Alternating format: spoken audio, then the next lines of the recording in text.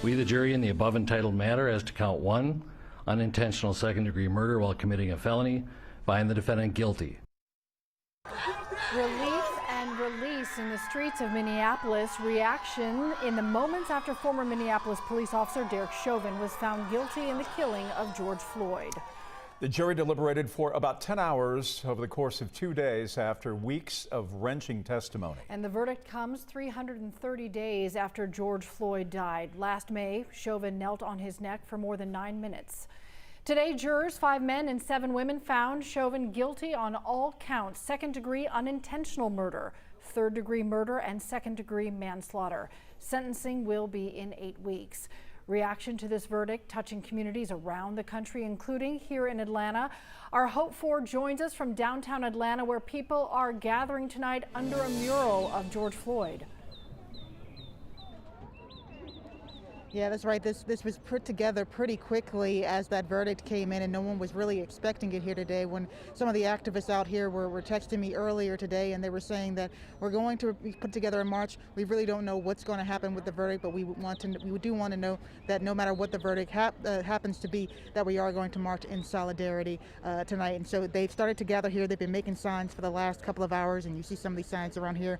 We love you, George Floyd. Atlanta stands with Minneapolis, and then a couple of signs that say guilty, guilty, guilty, which of course we know is the guilty verdict on all 3 of those charges. So several of the people who have been out here, these are a lot of the same people that were at the protests last year, starting in May, whenever the world saw the video. These were a lot of the same people that started the protest. These were a lot of the same people who protested for over 100 days. Even when there wasn't a large presence around, they were always out here and still coming together. So it's a kind of a full circle moment. A lot of them had said that even though they know the verdict now, that they are still feeling very numb.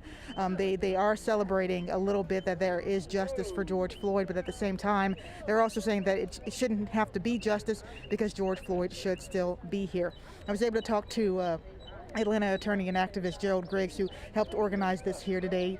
He's the one there you see with the flag there. So I was able to talk to him earlier today about what kind of message this sends not only to the broader public, but also what kind of message it might send to the justice system. So listen to what he told me.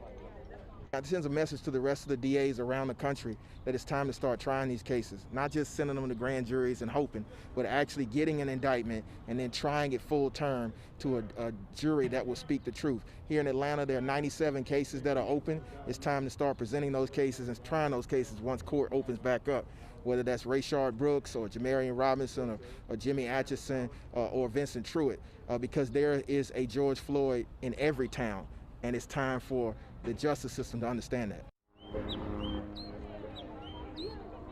And as you heard Greg say there that he believes that there is a George Floyd in every city and every town, and that's really also one of the messages here today as they start this march. It's going to start here and it's going to go down to Centennial Olympic Park, or as far as they want to go there tonight. But that was also the overall message, that the verdict in the trial is neither the beginning nor the end to what they want to see as far as justice, as far as legislation, as far as other things happen that really came out of that social unrest and civil unrest that we saw last year, that they want to continue to push forward so that other families have the type of justice that George Floyd's family is having here tonight. Hope For in downtown Atlanta.